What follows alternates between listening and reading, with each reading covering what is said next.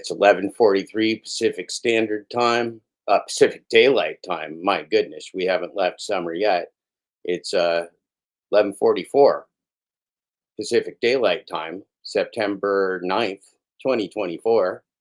I'm really excited to be here with you this morning and have some special friends joining us in the chat. It's all going to be a very exciting broadcast, the start of a series of broadcasts, actually. And I will tell you about that. We're going to start off with some music from my son, uh, Ryan Thomas Black. I like that guy. He's a really good guy, and he's doing a lot of great things. He's coming out with a solo album this year. But anyway, let's listen to some demos that he did when he was 18, way back when, that are still some of my favorites. Good morning, everyone. Good afternoon, everyone. It's 2:44 on the East Coast, and we're going to have some fun today. We're going to watch some really, really important stuff called The Con from my new and very good friend, Patrick Lovell, and it's going to be a great day. Let's have some fun. Let's get it on.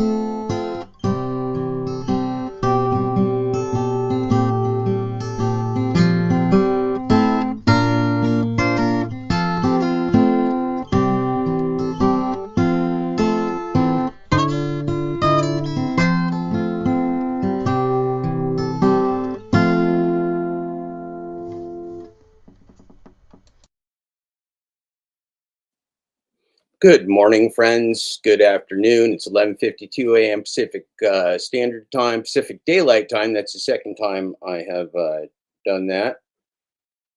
Let's see. My microphone is twisting and turning on me. We've got all kinds of issues. I'm scrambling to get this stuff done. This is not a professional operation here. This is a very amateur operation. I'm very non-profitable as a rule. Now, uh, we're going to listen to a couple more tunes while I send out a couple more notifications because this is a special thing. And also, anyone who's using Restream right now, Restream does not trigger notifications in YouTube anymore if you don't pay lots of money. So I have to go live with you like now to trigger the notifications that get people started to come in because it doesn't trigger it when I schedule the broadcast to have started at 11:45. So another song or two. I'm going to get a little bit more work done, and we're going to get started in about 5-10 minutes.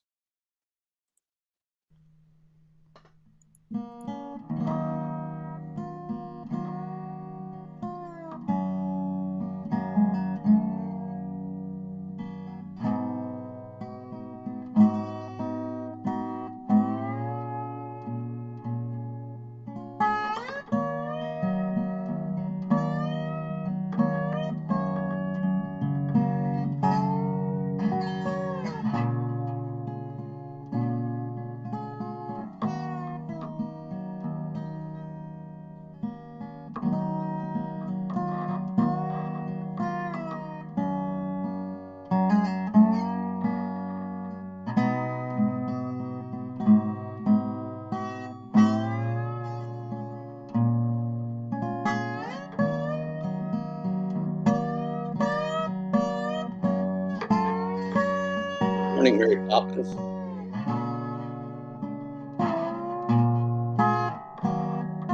Or good afternoon, anyway. We're on the East Coast.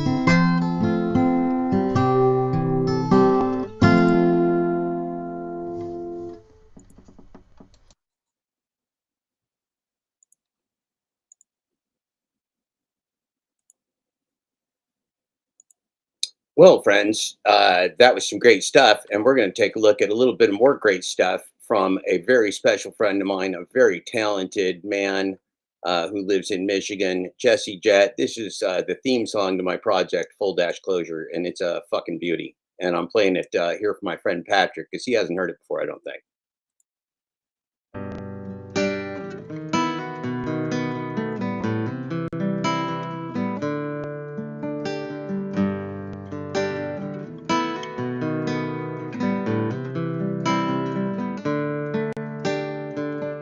They'll gladly pay you by the hour for a minute or so, so you can sign off on the towers where they'll piss on your home. And if you feel like you're just powerless to answer them no, it's 'cause you are.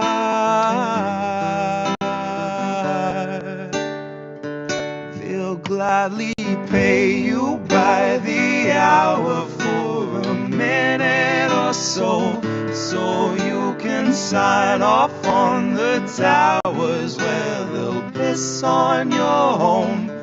And if you feel like you're just powerless to answer them no, it's 'cause you are.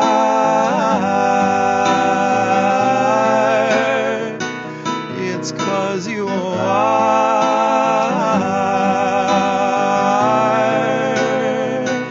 They'll gladly stagnate a living wage, snap the chains and bury it. Labor slaves in rusty cages dragged behind a chariot, led by Mr. Racial Jungle, Joseph or Iscariot, fighting over scraps as they barrage us all with variants and BuzzFeed clickbait, straight until we're paralyzed, trying to distract us from the concentration camps that Joe had swore he'd close but only chose to amplify, where they got 50-something kids in cages made for 5 to occupy. And no, she hasn't seen the camps, but Harris swears they're paradise. She tells us the facilities are safe, and that right down to the women, they are regularly sterilized. Then she throws her head back and she proceeds to laugh, that sort of heartless cackle you'd expect from someone working steadfastly on behalf of the virus and a Congress full of parasites. And where was I?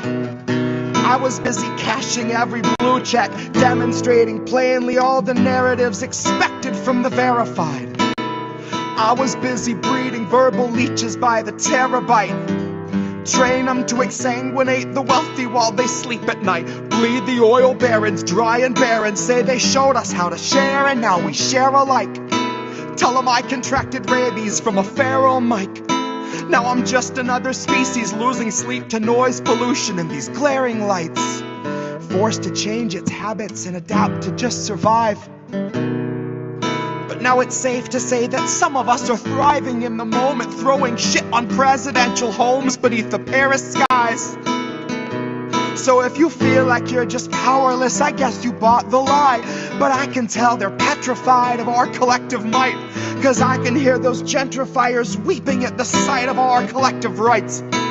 And I only can imagine the intensifying fear of knowing revolution's near, and all that's left to do is simply wallow in the thick anticipation of the rabid bite. And baby, one day you can ask your leaders just what that was like before you grab a slice. So if you think you're powerless, allow me now to change your mind.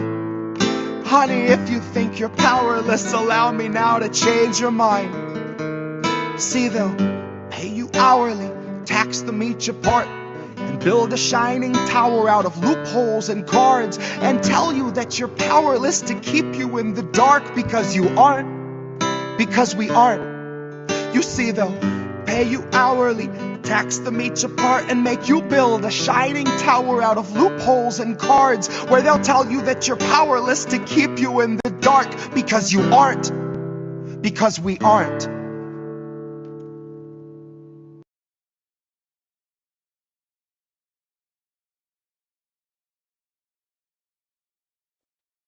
Well, now, that's quite a good morning, isn't it? What a powerful song. What a great song, Jett. Thank you for sharing it with me and us. Failure is not an option. Failure is not an option. That's what we're doing here today. That's what we're doing here today. Failure is not an option. So the guy in my chat here who I'm talking to in his invisibility is Patrick Lovell. Patrick and Lovell and I met a week ago Friday, and we had a little bit of a discussion. This is it. I don't know what's going to play, but something's going to play for you. This is us talking on Patrick Lovell Truth Bombs. I'll put the link. But sorry, put the link here. Copy, and I'll put the link here.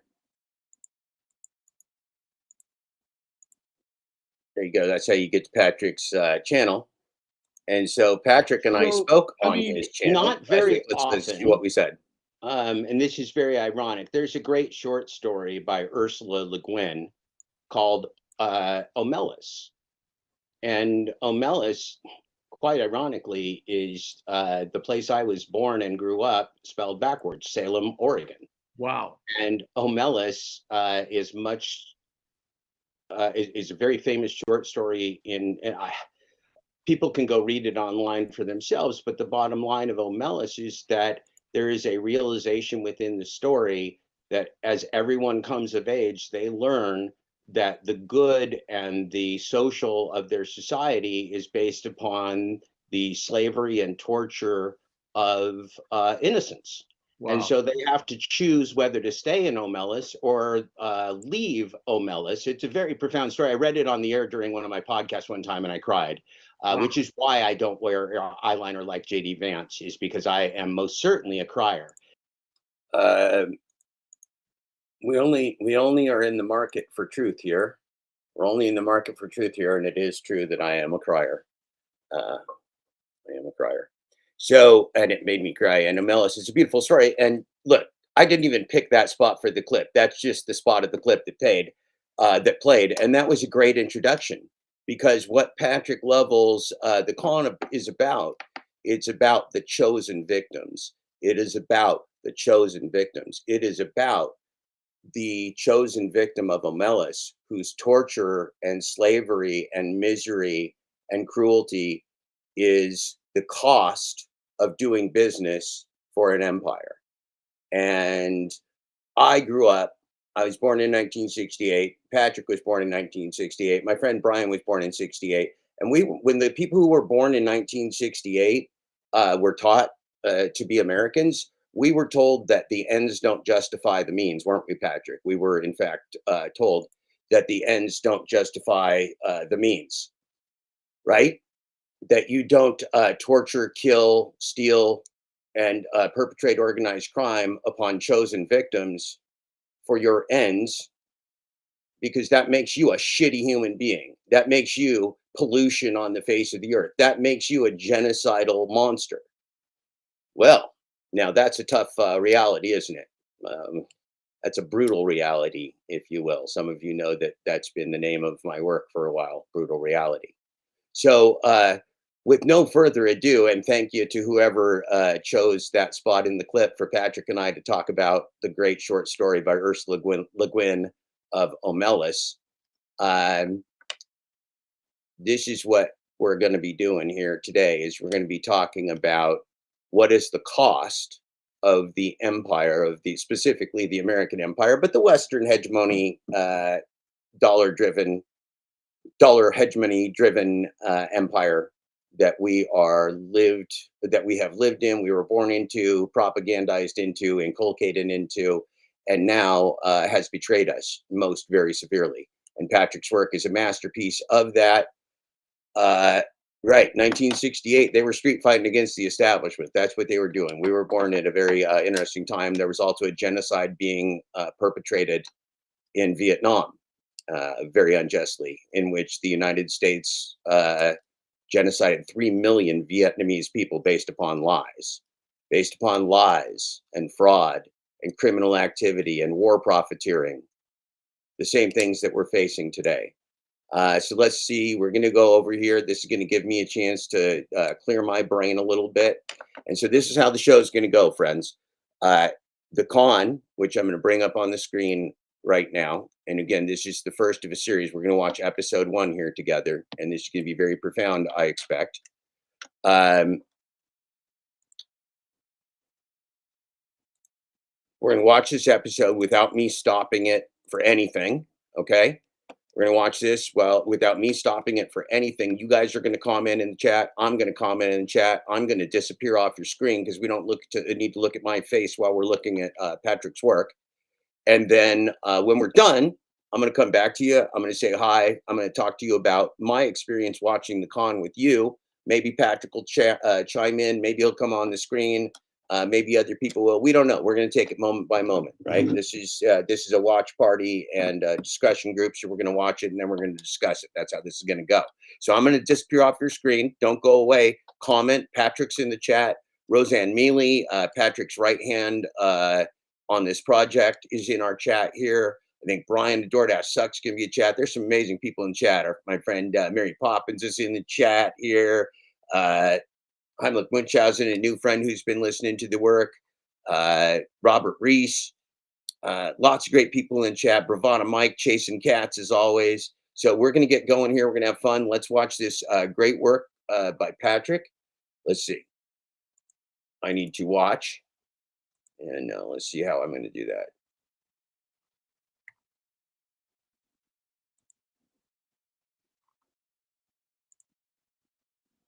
Oh, let's see. I think I have to sign in. Hold on.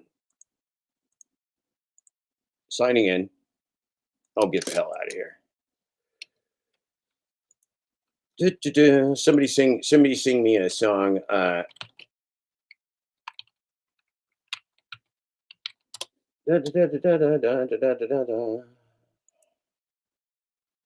Okay. The con episodes. Here we go. Episode 1. Great job, Patrick Lovell. Here we go. We're about to start the con. We're going to go full screen right there. I am going to now disappear from your view for the next 1 hour exactly. And then we're going to come on and we're going to talk. Don't go away. You can listen and look away from the screen if you have to, but don't go away. We got a lot more coming. That's my plug to you. And it's all at the cost of nothing but your time and energy. And this will be worth your time and energy. I promise you, I swear to you, on everything that I've done, this will be worth your time and energy. It's rocked my world. So let's go.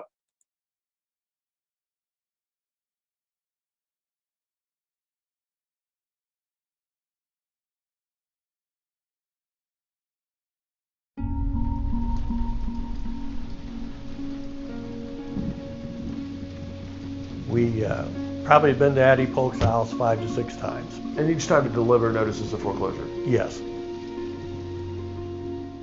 The bankers could give her more time.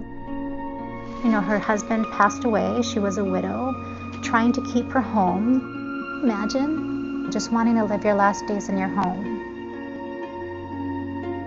All I could think was, dear God, she had done everything that she felt that she could do. We had a huge case, but the bottom line is that we didn't do anything but touch the tip of an iceberg. Some of the most damaging behavior on Wall Street, some of the least ethical behavior on Wall Street, wasn't illegal. This was a serial, systematic enterprise, using all the prestige of the Wall Street machine to do it. Those companies preyed on not just the people, but they preyed on the circumstance that the people were in. Addie Polk was a prime example of what predatory lending was doing to people. The idea of being homeless. Here I am, 97 years, always had a home. My husband provided for me. And all of a sudden, I'm outdoors. And I think it was just too much.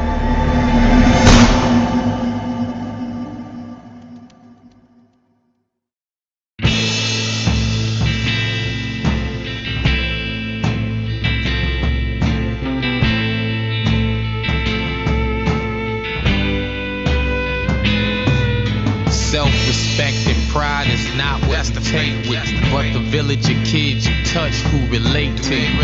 You gotta make a strong presence on this generation, because the legacy you leave could change the situation. Your forefathers fought for the freedom of man. I'm just here to remind you that it can get lost again. Take control of the matter. Natural law, rules shattered. We're just here to remind you that it can get lost again.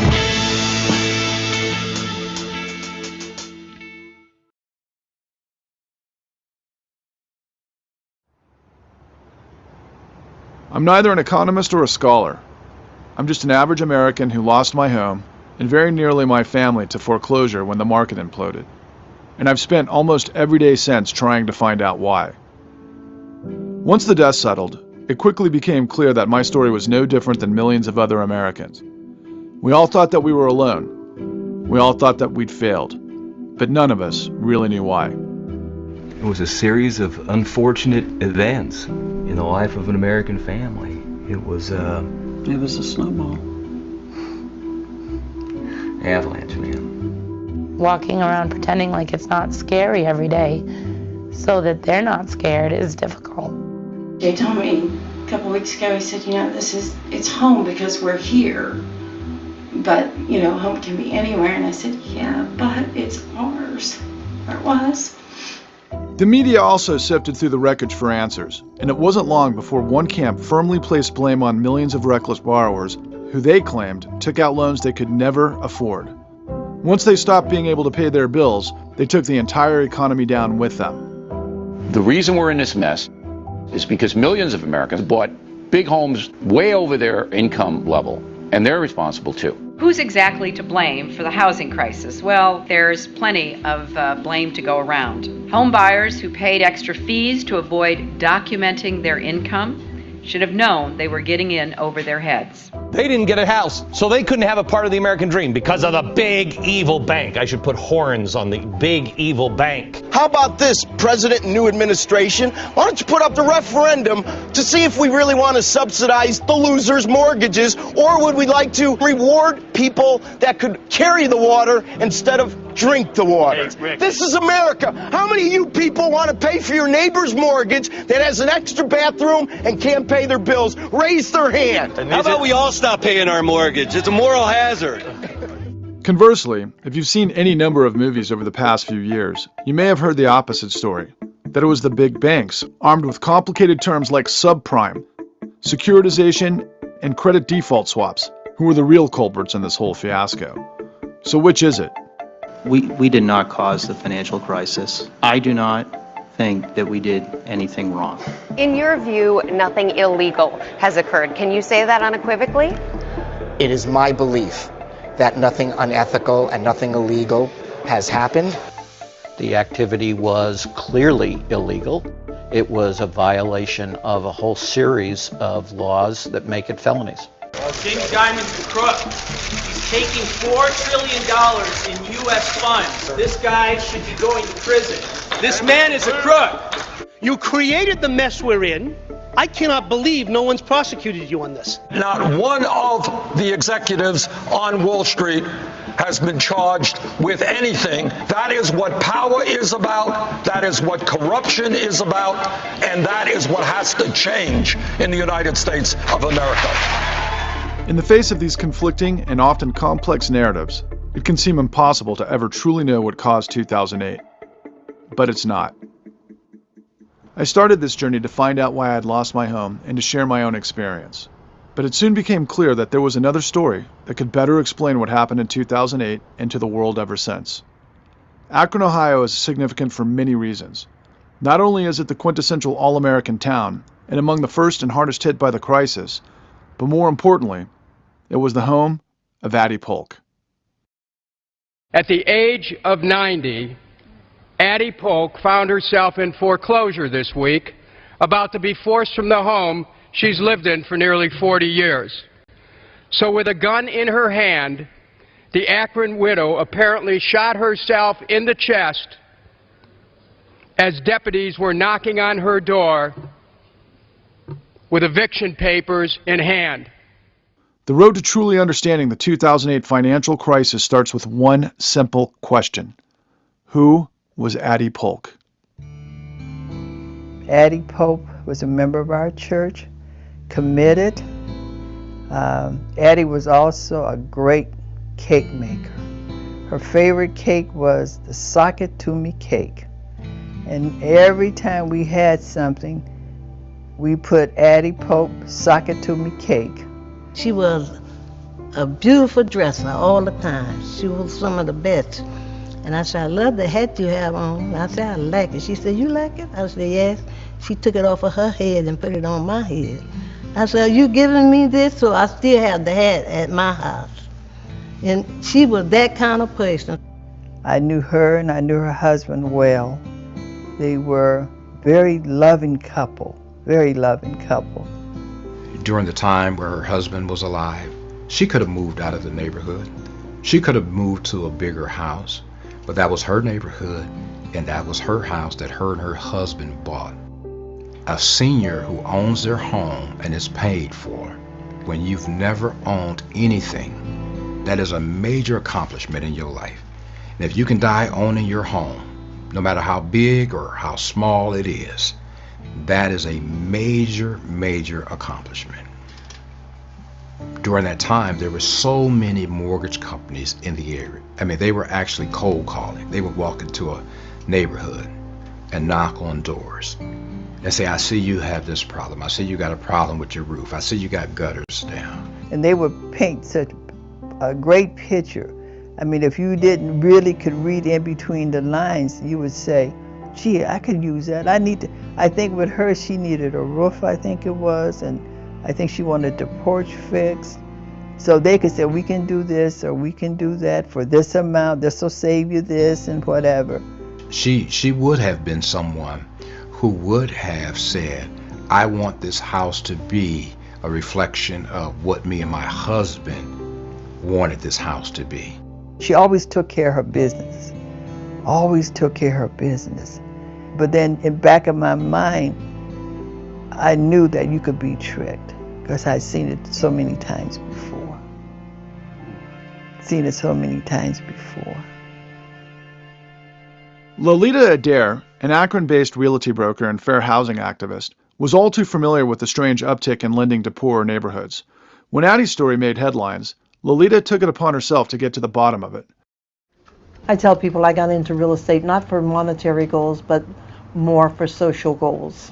And that has kept me interested, dealing with banks and bankers, lies and liars for over 50 years. The reason Addie Polk came into my knowledge was the fact that her home was being foreclosed on. When I started putting together her life from all of the public records, I could see what had happened. She had her first loan in 1997, and that was for $21,000. But in 2001, Countrywide gives her a loan of $46,400 on a home that wasn't worth more than maybe 20. If you need a lender who actually finds ways to make loans, call Countrywide. We're America's #1 home loan lender. No one can do what Countrywide can. From 2001, Countrywide comes back in 2004. And this time we take out a loan for $45,600. Well, what happened to the $46,400? How can they pay that off when they just made that loan in 2001? Well, the way they do that is, we also had filed on that same day an $11,380 home equity. Now, you're telling me that this home is worth $57,000 in a neighborhood where the houses might be selling in the teens. The loan should have never, ever been made. So in 2007, things had gotten behind, and we're going to file foreclosure on you. And that's what they did. We probably have been to Addie Polk's house 5 to 6 times. And each time to deliver notices of foreclosure? Yes, knock on the door or just leave a note on the door, you know, about the document, with the phone numbers and everything to call the office, you know. The house was posted, they'd go back and the postings had been taken down. You know, and I'm sure this was an embarrassment. She didn't want anyone who knew her to see her house posted. The idea of being homeless. Here I am, 97 years, always had a home. My husband provided for me. He left me the pension or Social Security. And all of a sudden, I'm outdoors. And I think it was just too much. It was just too much for her.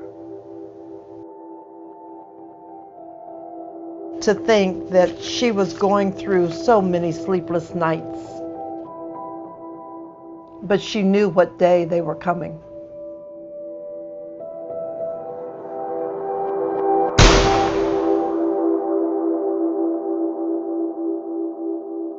I was devastated. The church was devastated. None of us knew. None of us. I sat behind her for almost 20-some years on the deaconess ministry. I always sat behind her. Never had an inkling. Never. Addie Polk was a prime example of what predatory lending was doing to people. I think there was a woman 2 doors down from her. She was in the same boat. You can go down that street and find others who were losing their homes. If I pulled up the county records, you can see that they were getting the same kinds of loans. Before 2008, we had 3 deputies, as far as back as I can remember, from the 90s, that did this job. No longer. We had to have 7 deputies to keep up on it. When we talked to each other about, you know, how many do you have for that area and that area, you get the sense that, you know, this is not normal. Foreclosures were running rampant throughout the poorest neighborhoods in Akron, but as it soon became apparent, the epidemic was spreading. Around the same time that Addie's home went into foreclosure, Becky Wiese, a resident of Clinton, Ohio, a suburban town about 20 miles west of Akron, found herself in a similar predicament. I own the house. I had the deed to the house. There was no mortgage on the house. My parents actually took the equity from their home, took the cash and bought this home. And me and my 2 children lived here by ourselves. And what year was that? 1999. That's when you first moved into the house with Yes. your 2 children? Yes. And your parents purchased the house? Yes. With their equity? Yes. So it's paid? Completely paid for. It was in my dad, my mom, and my name. Okay. By 2006, Becky was married, and with her and her husband's combined income, they were making enough to comfortably take out a loan to finally pay back her parents. So she reached out to Tom Coutura, an area loan broker with Ohio Lending Solutions, to take out a 30-year mortgage. But on the day Coutura's agent came by for the loan signing, Becky and her husband noticed inconsistencies between what she and Tom Coutura had spoken about and the documents provided to her. Instead of the 30-year mortgage they were expecting, the papers were for a 15-year balloon, a type of mortgage where you only make minimum payments for the life of the loan, but are hit with a huge final balloon payment to cover the remaining principal balance. Becky immediately got Tom on the phone.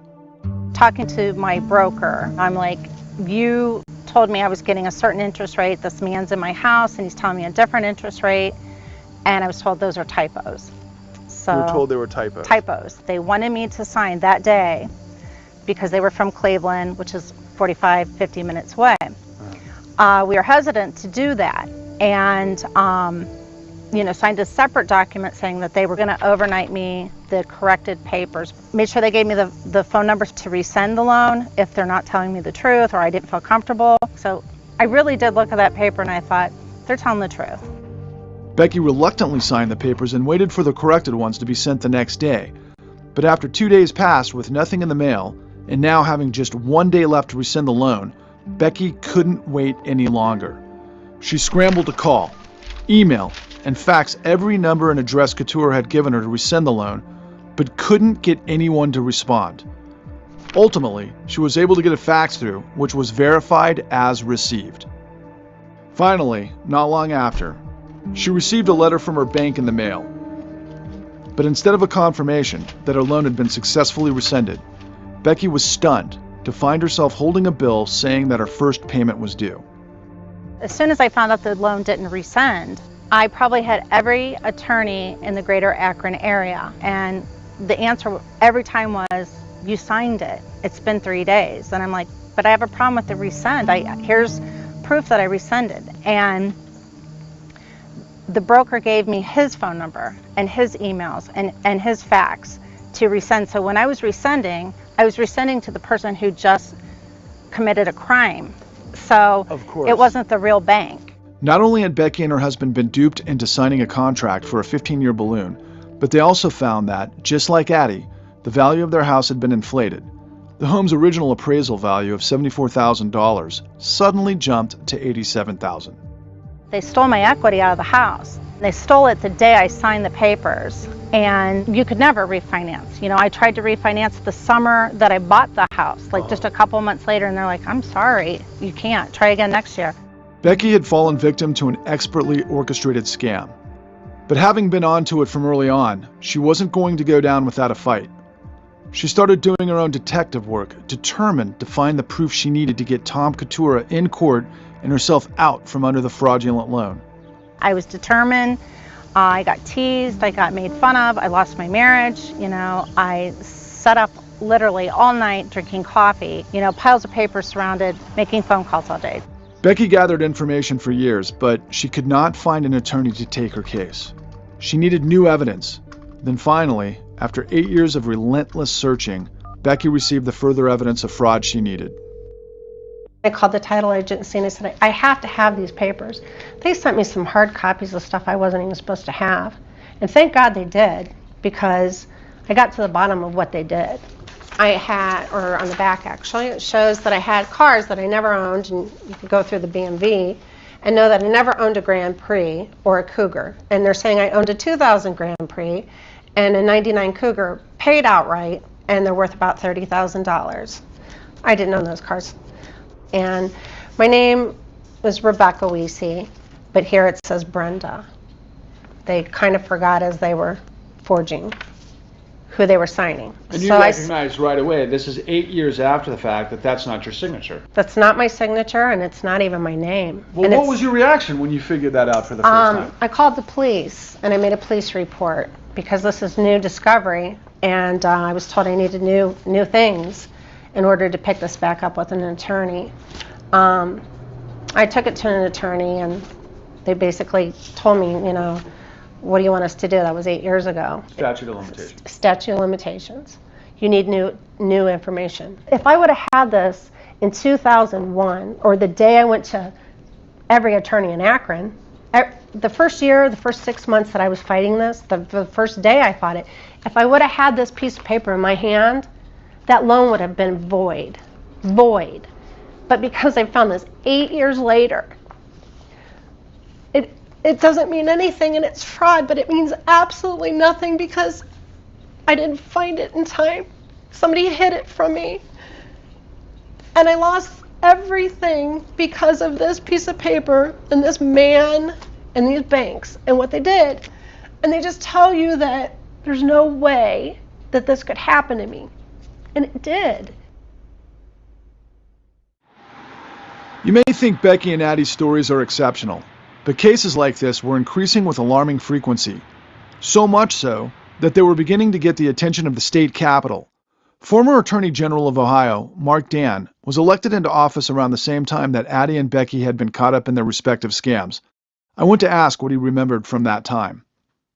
Well, for me, a couple of things were happening. One is in my private law practice, because when I was in the Senate, I was also continued to represent individual clients. I was seeing more and more people in loans that just didn't make any sense to me. Then, right after I was appointed to the state Senate and then ultimately elected, foreclosures were starting to spike up. And that's what really showed us that there were, why are these loans that were only a year or two old all of a sudden immediately going into foreclosure? And that didn't make sense. And why were they concentrated in certain neighborhoods, including neighborhoods where minorities predominated? Why was that the case? And so those are the kinds of questions that we were asking.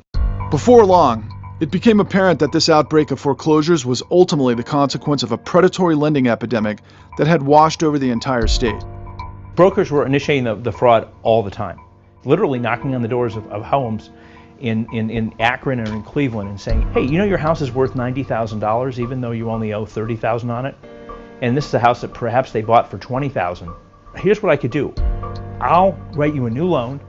Your mortgage payment's going to go down, and we're going to wrap in all this credit card debt that you owe as well. And don't worry when this loan adjusts, because if for some reason your rate starts to go up, you just call me back and I'll write you another one.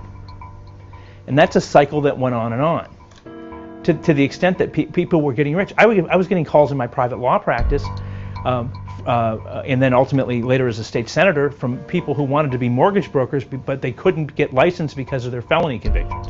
That was the kind of people that the mortgage industry was starting to attract. Understanding there had to be a law enforcement response, Attorney General Dan went to work. When I was sworn in, I gave a speech about how if somebody was going around with a gun to people's homes and stealing the equity in their homes, stealing the money out of people's houses that constituted their life savings, that we would have a massive dragnet, and we would shut down all the highways and we'd go capture those guys with a gun. But just because people were doing this with a calculator and a securitization plan didn't make it any better. We brought in experts not just from law enforcement, but we brought in folks from the state auditor's office, and we took advantage of the expertise that other folks in government had in this type of regulation and oversight, and brought them onto a team together to try to piece together some prosecutions of these predators. A task force was assembled in Akron, Ohio, investigating the same epidemic of foreclosures that had plagued both Addie and Becky.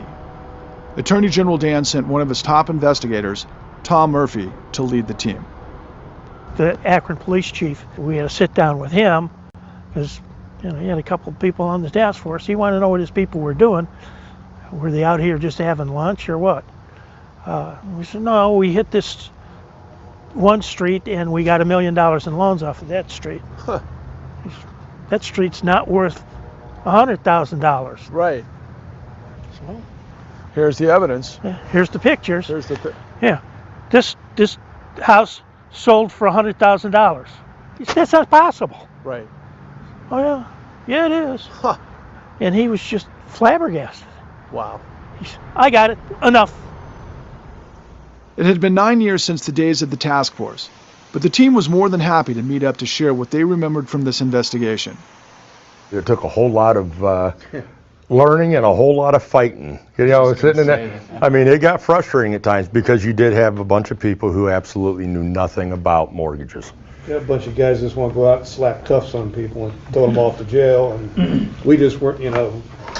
We had to go through all the records and check all the crap, put it all together, put all the evidence together, which took years, months, before we could go slap cuffs on somebody. Once we really got into this and saw the money flow, how much was flowing and where it was going, I have not seen anything like this during my career in law enforcement. The first question the task force set out to answer was how so many houses all over the city were selling at prices much higher than they were really worth. The appraisal was not only, just a little beneath or a little above, it was thousands, tens of thousands above. Then the government appraisers would go out with us and they would appraise some and say, there's just no way. This is total falsification here. The first appraiser to actually come clean, we had been looking for payoffs and we could not find any payoffs in it. And he explained to us that it was actually repeat business.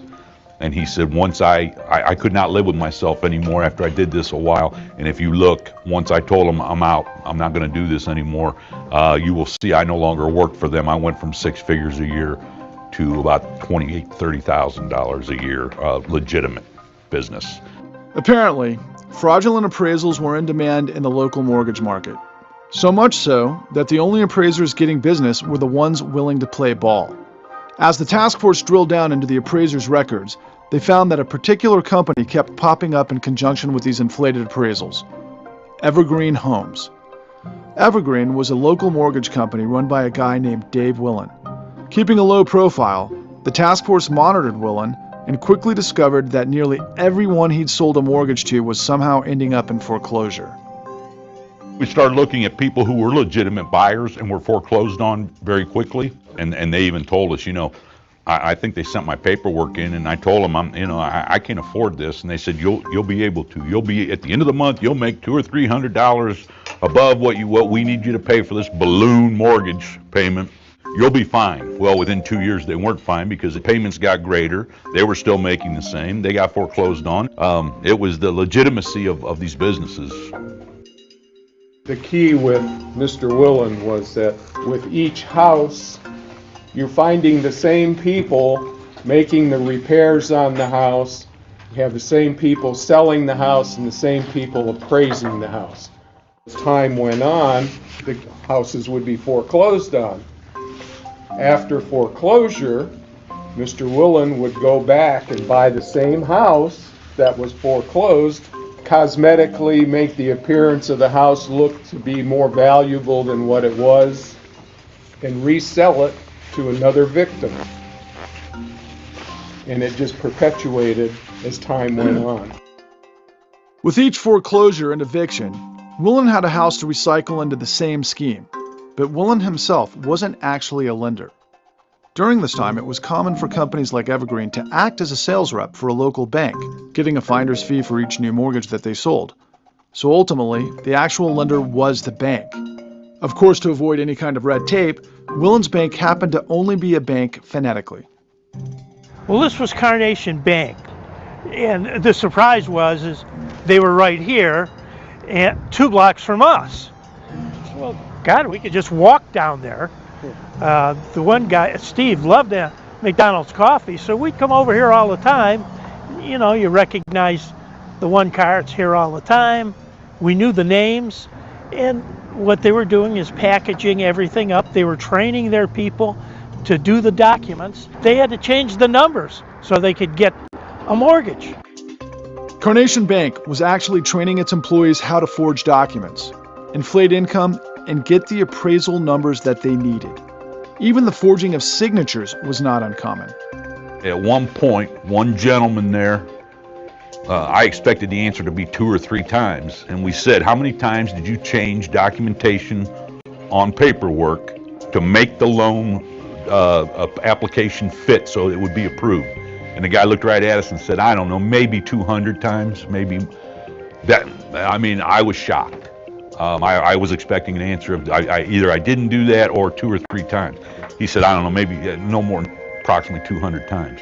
So this guy falsified 200 different loan applications, and that's one person that worked there.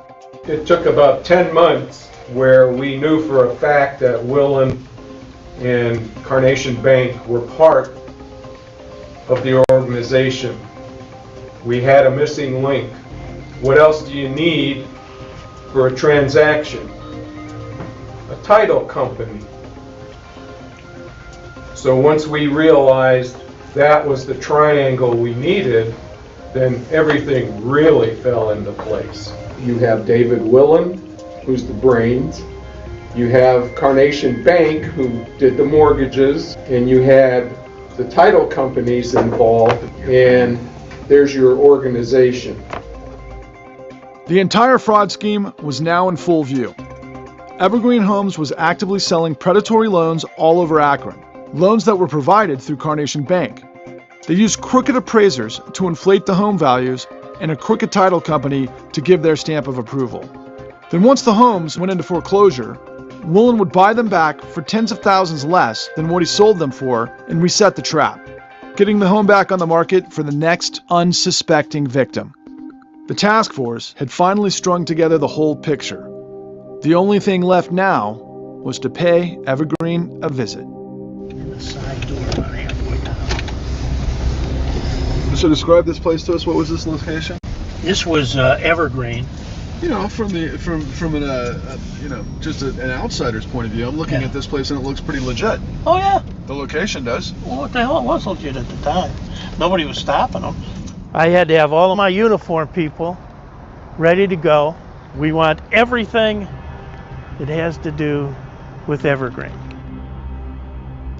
We went in this door. Went right downstairs, spread out. They were just shocked. They're surprised. It was like a narcotics task force, the people that don't know it's coming. And the idea is to do it fast. Don't give anybody any chance to think about anything. Lock the office down. Grab the phones. Everything. And all of a sudden, it's over. And Woolen? Oh yeah, he was here. We wanted to make sure that he was aware that the Summit County law enforcement was interested in him. We didn't want him to think that nobody loved him, and he just thought that he was going to get away with it. He didn't have a clue. The team conducted a similar raid on Carnation Bank. After confiscating the company's computers, they were able to sift through all of the employee emails. And you can go by date or subject matter. What are they sending emails about? When was this loan made? Who made it? And then just look before that. What was said on the computer? Now we have documented evidence. We had the bad paperwork. We had the loan going out. People write the damnedest things in email. Perhaps the most disturbing thing they uncovered was evidence as to why so many foreclosures were happening in neighborhoods like Addie's. We want to know who they were targeting. They were targeting, in many cases, minorities.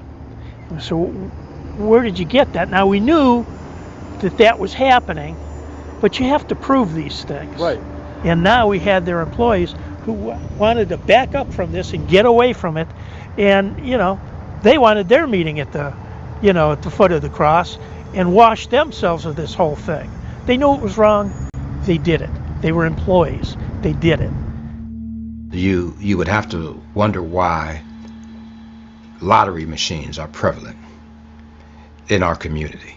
You would have to wonder why there are so many places that sell alcohol. You would wonder why so many churches are located in a small geographical area, because the people have no hope. They're living day to day. You know what? I'm going to sign this paper because my roof is leaking and because my stairs are crumbling. Those companies preyed on not just the people, but they preyed on the circumstance the people were in.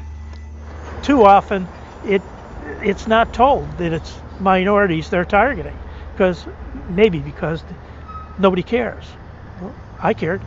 And it also, if it was a felony 3, in some cases, it made it a felony 2, because you're targeting minorities or the poor, or people that can't fight back. And we have an interest in that. The raids on Evergreen and Carnation Bank resulted in a 147-count indictment. Woolen was ultimately convicted on 69 counts, including mortgage fraud, securities fraud, aggravated theft, theft from the elderly, and ultimately racketeering, otherwise known as RICO. These guys actually thought we weren't going to get them. And it was probably 4 or 5 months in, it was just, we're going to get them. This is just a matter of time now. And we did. For the Summit County Task Force, the Woolen case was a job well done. But there was still one thing that they had never managed to figure out. When they raided Carnation Bank and confiscated everything from computers to false documents, they never actually found any mortgages. It was Carnation who'd ultimately issued the loans, so surely they would have been in their possession at the time of the raid. But they weren't. So if Carnation didn't have them, who did? So they were totally doctoring all of the loans that were being originated through to be able to get the loans approved, and then they would bundle these and then they would sell them to the next They'd sell them player. out to California. To California, okay, so that would lead directly to Countrywide, I would imagine. Right. Among others, but among others. Countrywide. The same national mortgage company that sold Addie her loan was also buying up bad mortgages from Carnation Bank. And while it wasn't clear what any multi-billion-dollar mortgage company from California would want with a bunch of bad loans from Akron, Ohio, what was clear was that Evergreen and Carnation were involved in something much larger than anyone had realized. It was Countrywide in one of the cases, but there were other companies. So this whole country is going under because of this. And then as this thing started to grow and grow and grow, the AG and I had some discussions on where we would go from here. But I have no jurisdiction in New York, no jurisdiction in California, so I was ending here. The entire mortgage fraud problem, it was so massive in the whole country, and unless you had task forces in every major city and every county, you'd never be able to stop it. I mean, we had a huge case, but the bottom line is that we didn't do anything but touch the tip of an iceberg. As the reality of the situation became clear to the team in Ohio, other state attorneys general began arriving at similar conclusions, and it wasn't long before they realized that what each had thought was an isolated outbreak of fraud in their respective states was in actuality a national epidemic. We were dealing with a contagion. I'm talking to people in Washington and Minnesota and Texas and Illinois, and these are the actual states, and New York, and we're comparing, well, this is what we're seeing, what are you guys seeing?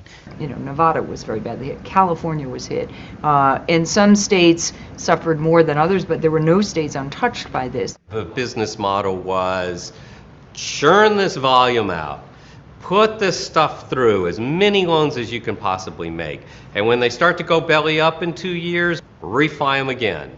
And how are you going to refi them? Well, you're going to come up with an appraisal that says their home is now worth $200,000 instead of $130,000. And how are you going to get a $200,000 appraisal? You're going to make it up. We started to hear from people that they were actively told, don't worry about giving us facts, and don't worry about what your income is, we'll just fill the numbers in. And we saw this. They would take a bank statement, you know, that was someone's legitimate bank statement, and then they would just take a different name and address, paste it on top of it, and now it's that person's bank statement too. You know, tracing of documents up against a Coke machine or up against a window. You know, I mean, whatever it took in order to close that loan is what happened. Forging documents wasn't just something practiced by a few bad apples like Carnation Bank, but it apparently become the MO of the greater part, if not the entirety, of the U.S. mortgage industry. But what in the world would motivate any mortgage company, much less an entire industry, to put so much effort into making loans that they knew would never be paid back? I don't think anybody saw it at that point. So I went to a colleague who was one of the masterminds behind the tobacco suit, and he's a really creative, thoughtful thinker, and I went to his office and I said, well, I just run something by you. Here's this company. You think I'm missing anything about how this works and what we're doing? And he said, how do they get their funding? See, what you have to understand is that they weren't really mortgage companies. They were sales companies. It just so happened that the product that they were selling was subprime loans. That was their sole motivation. Their motivation was to close the loan and to sell it because there was a hunger for the product that was being produced. Right, and the demand is coming from somewhere above. Somewhere above. And so we're trying to figure out, you know, kind of like Columbo in the old TV shows, why in the world would somebody be going door to door in the south side of Akron trying to originate loans on houses for $100,000 on a house that anybody who lived in the neighborhood would know was worth $30,000 or $20,000 or $15,000. And the reason was there was such an incredible demand on Wall Street for those loans. We followed one particular loan here in Akron that was bought by Goldman Sachs. And a phone call was made, and we tried talking to these people, and they talked back to us like we didn't know what we were talking about. Wasn't too long after that, we saw Security and Exchange Commission was looking into fraudulent loans, and it started naming the different banks on Wall Street, and one of them just happened to be Goldman Sachs. Wall Street was making a killing off of selling bundles of mortgages called mortgage-backed securities, using mortgage companies as sales agents to bring in as many loans as possible. It's an admittedly complicated process, but you may already understand it better than you realize, because it was the exact same racket being coordinated between Evergreen and Carnation Bank. What Evergreen was doing was just a smaller version of what was happening nationally. Loans were originated without much regard to the ability of the people borrowing to repay. They were then packaged with other loans. The stream of income from those loans was offered to investors as an investment that ultimately was doomed to fail. They did exactly the same thing. It just was done at a much more complex set of transactions and done by people who, God forbid, anybody would think would commit a crime. Somehow it's easier for people to think that somebody in a plaid sport coat in Akron is more likely to commit a crime of fraud than some guy in a $1,000 bespoken suit on Wall Street. And what we learned in 2007 and 2008 is that's completely untrue. In fact, the opposite is true.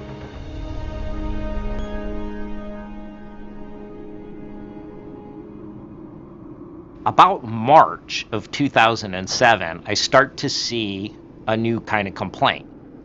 I'm in trouble, I can't pay my loan, and I'm going to be foreclosed upon. And so I start to figure out that we're proceeding to the next phase.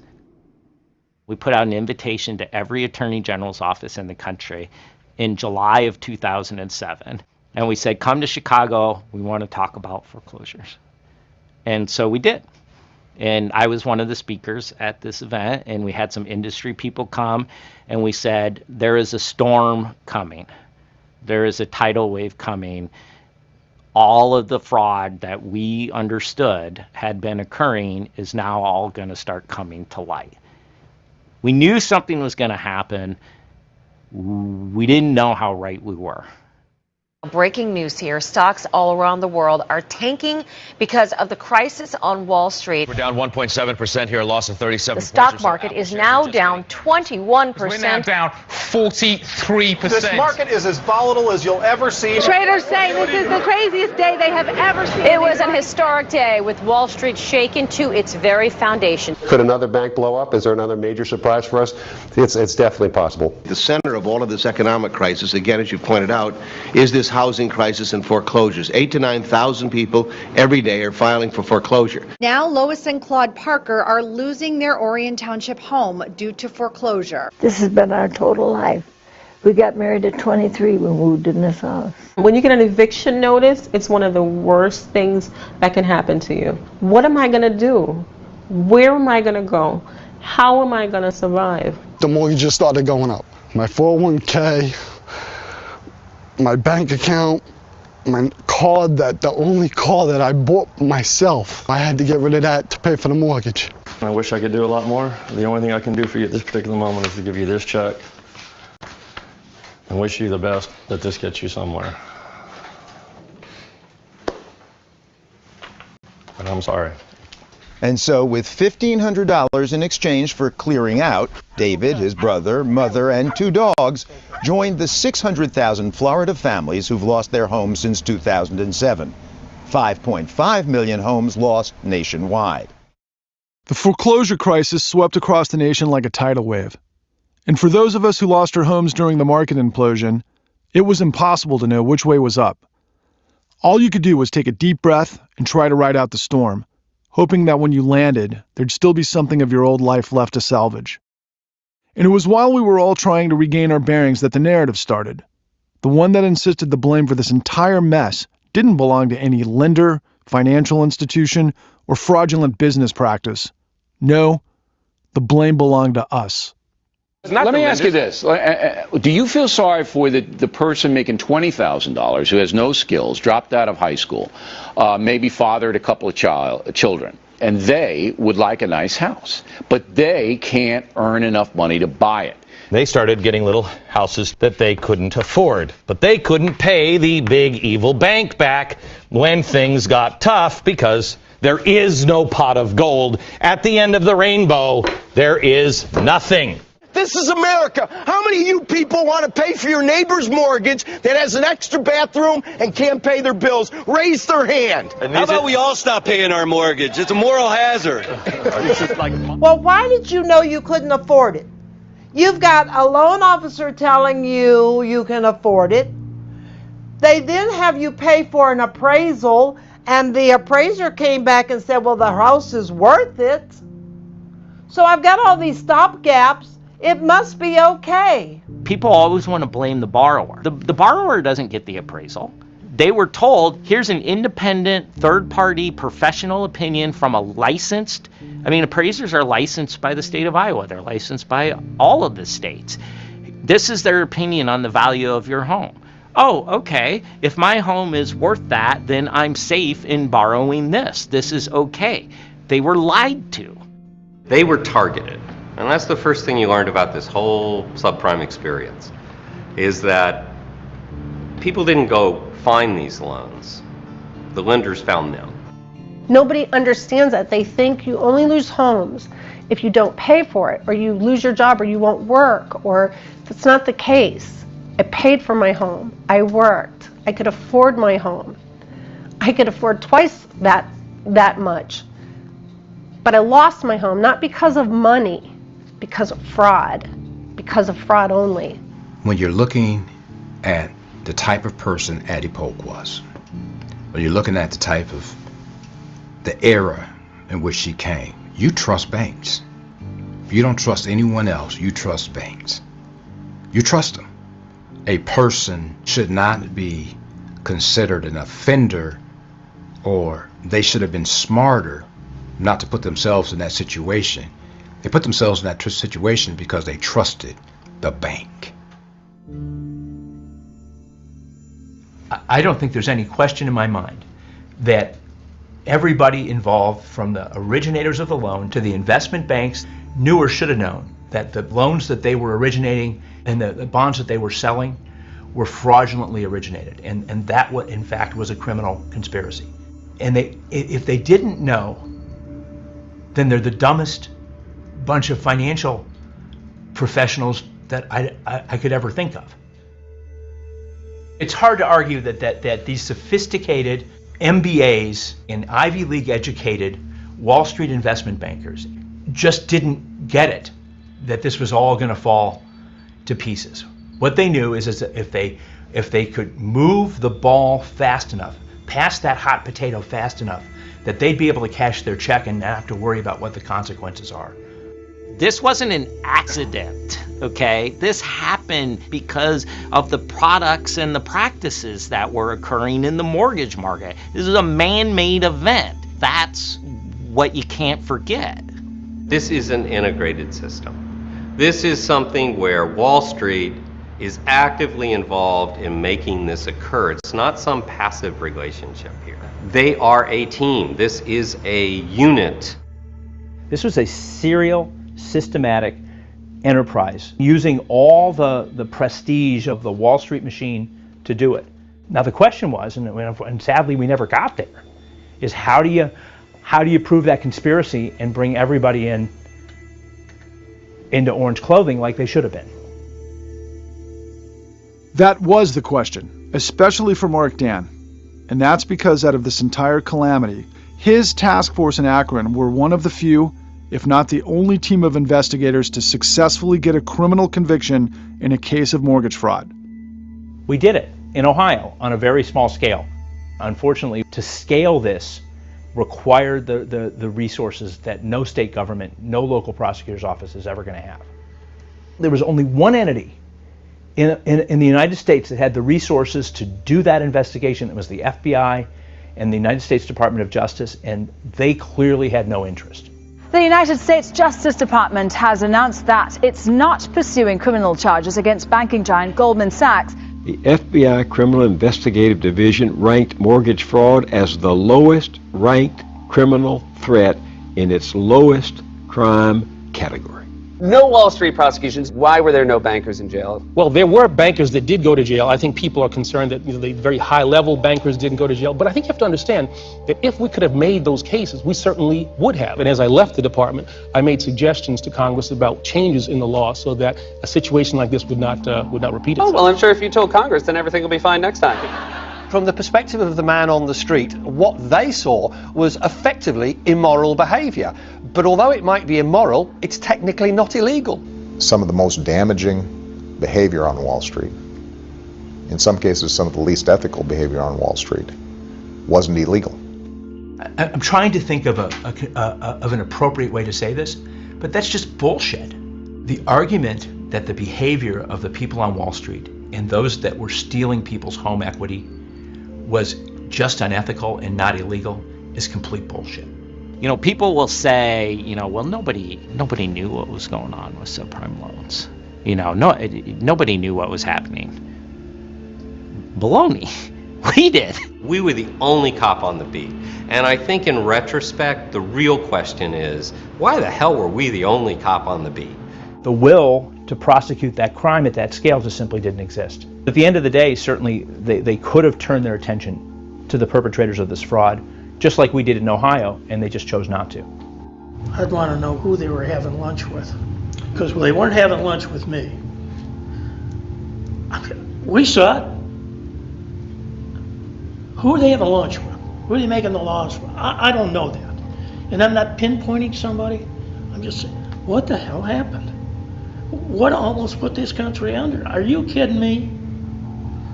I don't know. Do you guys feel the same way about it? What went wrong?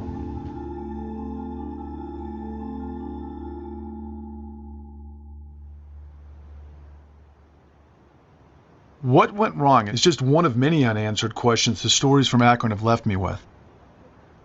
If the Summit County Task Force was able to convict a local mortgage fraud ring on 68 criminal charges, including RICO, why wasn't the federal government able to do so anywhere else?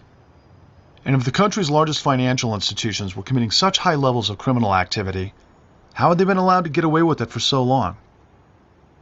I came to Akron in an attempt to understand a broken system. But the deeper I went, the more it began to look like a system that was working exactly as it was intended to.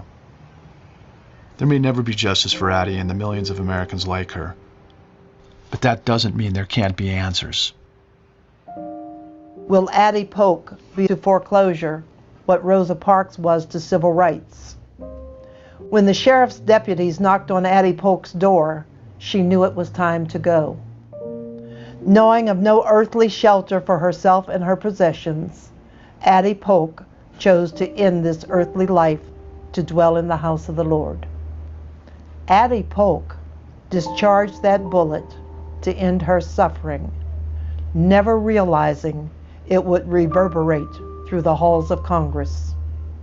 Addie Polk's action speaks volumes about the devastation, frustration, and despair of those who have been victimized by predatory lending practices.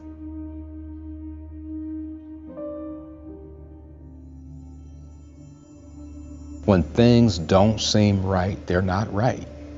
And in this particular case, when you start looking at the things that led up to Addie Polk shooting herself, they don't add up. Addie Polk is 89 years old. Why would you give her a 30-year mortgage? And then why would you let her roll that mortgage over into another mortgage and give her more money? How much time to pay back a loan does she really have? So when you look at the circumstances surrounding Addie Polk's mortgage, when you look at the person she was, very responsible, very responsible person. That says, I believe Addie Polk did not know she had a mortgage on her house.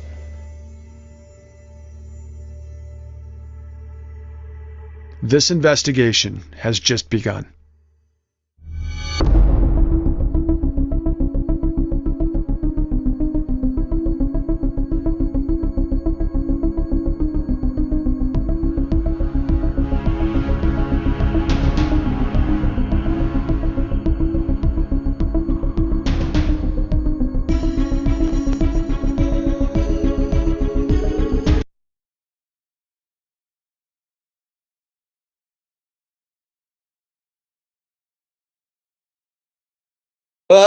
All right, we're back live, and we got disagreement in the chat. We got all kinds of things going on in the chat. My head's spinning, your head's maybe spinning. We got a lot of things going on right now.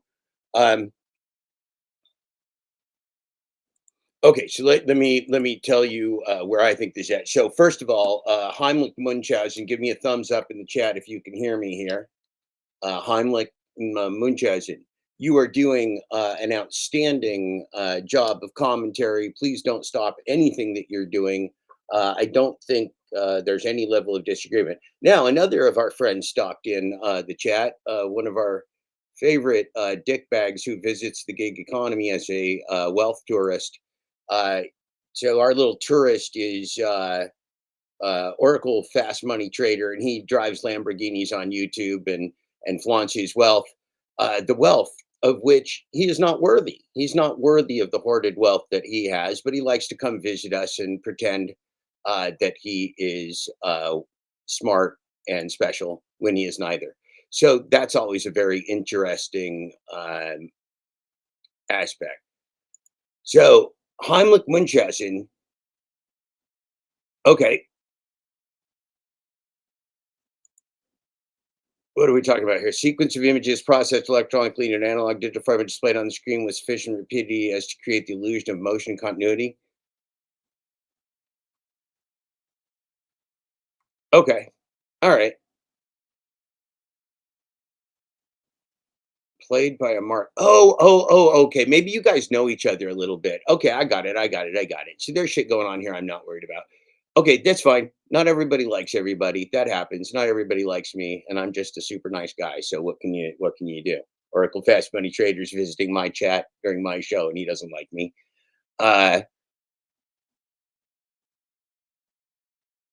Okay, so I'm not bothered. Anybody can be bothered, wants to be bothered. I'm not bothered. We're all bothered. Look, we all have opinions. We all have feelings and everything else. That's kind of immaterial because we all got to survive on the same fucking planet. I don't know why I have my red light on. I didn't mean to have my red light on. I meant to just have some kind of other light on. Wait, we don't want that one. You want to? Is the other one burn out?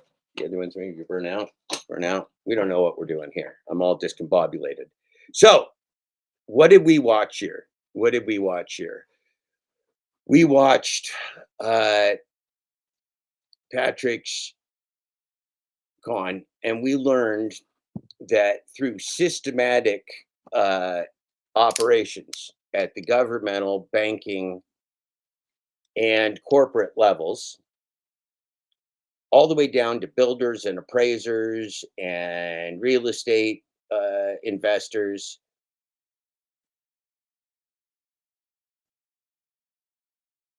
we have systematic organized crime. And who did that organized crime target? That organized crime targeted well-chosen victims. Well-chosen victims are women, the elderly, immigrants, people of color, people living in poverty who do not have powerful friends and lawyers and resources to defend themselves against complete and total fraud and fuckery. So that is what we saw in the con, and it's very powerful. It not only has great power. Sorry, I'm fiddling around with my mic here. It not only has great power, it is the literal proof and evidence behind what I've been telling you and about and writing for you as an economist and a business person and a person who lives in poverty and has done app slavery and lived with you in this world while I work on this, and that also includes my civil rights advocacy. You know, for the last let's call it 10 years of my life, last 15 years of my life is probably more like it. He has the evidence in here in a video or a movie. It doesn't matter to me what you call it. You can call me a journalist or a writer, or you can call me a guy who lives in poverty named Jeff. It really doesn't matter what you call me. It doesn't matter what you think of me. It doesn't matter what I say. It only matters if I can give you some truth and some evidence about what's going on here. And what we saw here, just like the global gig economy, corporate cabal, and fraud, is that this is the tip of a big fucking iceberg. And so this was episode 1. There's 4 more to go of this film or movie or video or masterpiece. We can call it what other kind of masterpiece we want, but this was 1 of 5, and there will be 4 more that we will watch together. And so, well, I appreciate the different opinions in the chat, and maybe even people in chat don't necessarily like each other. I'm still going to argue that we can unify together with people that we don't necessarily agree with, maybe people we don't even like. Doesn't matter to me. Doesn't matter to me if you like me. Doesn't matter to me what your politics are. If you lean left or lean right, or are going to vote or not going to vote, that doesn't matter. We're all riding on the same train here. I figured out what the name of the movie is that I always forget. And the funny thing is, I'm forgetting it again. But we're all on the same train here. We're going the same direction. If the train stays on the tracks, we all might live. If the train goes off the tracks, we're all going to fucking die. Okay, that's the way it goes. We're in a very critical time for humanity here. And regardless of what you think of this film or the person that created it or anything else, the evidence inside it, just like the evidence inside me, will prove to you that the current state of your world, the current state of your finances, the current state of your work opportunities, and the current state of your life is due to systematic fraud from your government, your financiers, the organized criminals that are oligarchs, the World Economic Forum, your state, local, and federal agencies, the cops that they employ to be the muscle and the exclusivity on violence behind their crime. All of this is connected. It's all connected. Everything is connected. It is a revelation, Patrick. It is a revelation. It is, in fact, a revelation. A revelation that not only have we been aggrieved in the past, because, you know, we all know that. We're sitting here today as very poor people struggling to survive and wondering how we're going to pay the rent and how we are going to make our car payment and keep the car insurance going. Every single one of these things is just our life is hanging in the balance. And if we get a flat tire, or if something blows our tire out, we have to get 2 new tires because you got to match the damn tires. We don't even have the money to do that, much less do we have the money to withstand an additional government shutdown or lockdown or whatever hijinks some public health officer or governmental agency might want to throw upon us. They got us on the ropes, kids. And we're all tied in by techno-feudalists, by our eyeballs and retina scans and app slavery and slave phones and technology. So that puts us in a perilous situation, is what it does. It puts us in a very perilous situation. Snowpiercer is what the damn thing's called. I always want to say Silver Bullet, but that was a movie about a train that I think Gene Wilder and Richard Pryor were in when I was a freaking kid. It's not Silver Bullet, it's Snowpiercer. So Snowpiercer, they're on a nuclear train, and I think they ripped it off from our friend Ursula Le Guin in Omelas, because that nuclear train runs by a little teeny stolen kid who is down in the gearbox covered in grease and suffering to death in misery. That's how the train runs, right? The train runs on it. So I'm sure Snowpiercer stole it from Ursula Le Guin. Not that it's the most original idea in the world that there's a suffering slave at the core of whatever is happening in society. Well, there is. But guess who the suffering slave is? It's you. It's fucking you. It's fucking you, and it's fucking me. And it's fucking us. And this was really great. I think it's a great first episode. I could wax on poetically for a very long time about what I think about the significance of this work in awakening to our reality. No, I did not know that Snowpiercer is thought to be in the Willy Wonka universe. And you know what? I'll even overlay the chat against you again if we're done arguing with each other. Because although I'm happy for all of you to argue with each other, I can't read the chat if you're arguing with each other because you can't understand what the fuck you're talking about. Which is kind of funny because it's supposed to be my show. I ain't mad at you though. I ain't mad at you. I don't even get fucking mad anymore. You can't make me mad. You can't even fucking make me mad. You don't have that ability. So yeah, I'll check it out. So RICO investigation, global security. We got a lot of stuff going on here. This goes very, very deep. It does go very, very deep. It is the oligarchs. My dear friend Brian, who is a great researcher and broadcaster in his own right. It's the oligarchs controlling everything through secret societies. Brian, put your channels here in the chat so the people can find you on YouTube, because Brian rebroadcasts my work. Brian rebroadcasts his own work and discussions. Brian's taught a lot of people a lot of things. So Brian, go ahead and put your links in the chat there, particularly for your YouTube channels. That would be great. Yeah. Brian lived in O'Mellis, Massachusetts. I've been to Salem, Massachusetts. Salem, Massachusetts, you might know, interestingly enough, was also the home of the Salem witch trials. Okay. And not only is it the home of Salem witch trials, it's also the house of the Seven Gables home, which is near that. And the Seven Gables home, I learned two things. The house of the Seven Gables in Salem, Massachusetts. Number one, when people tell you, I love knowing how words are derived. When people tell you to sleep tight, that's because ropes used to be woven in between wood to create the box spring of the mattress. And of course, they had little twistery things.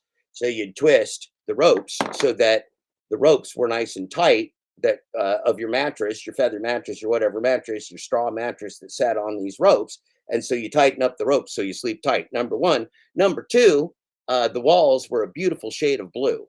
And that beautiful shade of blue was created because they put blueberries in sour milk to build the walls. Now, here's a little lesson for you.